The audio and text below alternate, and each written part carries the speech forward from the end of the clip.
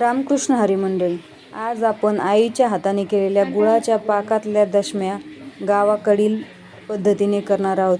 तुम्ही खाल्ले आहेत का अशा दशम्या? तर नक्की पहा. आपण 1 किलो गूळ घेतलेला आहे. त्यामध्ये 1 ग्लास पातेल्यामध्ये पाणी टाकलेले आहे गुळाचा पाक करण्यासाठी. आणि आता गुळाचा पाक करून घेऊया.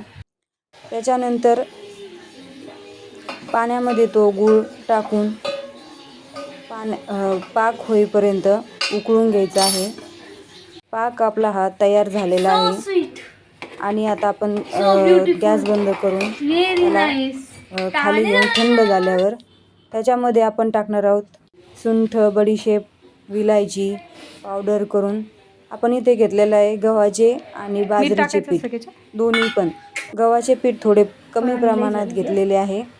आता हा पाक थंड झाल्यावर त्याच्यामध्ये पिठामध्ये टाकायचा आहे आणि तो मिक्स करून घ्यायचा आहे.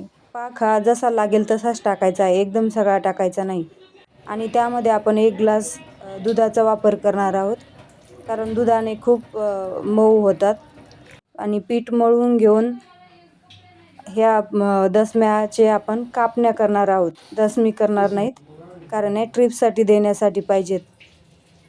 साजूक तूप घेतलेलं आहे आणि तुपामध्येच तळणार आहोत. ह्या अशा प्रकारचे आपल्याला चपाती लाटून घ्यायची आहे त्या पिठाची आणि अशा कापण्या करायच्या आणि मस्त तुपामध्ये तळून घ्यायच्या. हे पहा, आजची पूर्ण रेसिपी ही आईने केलेली आहे. त्यामुळे लाईक, सबस्क्राईब करा.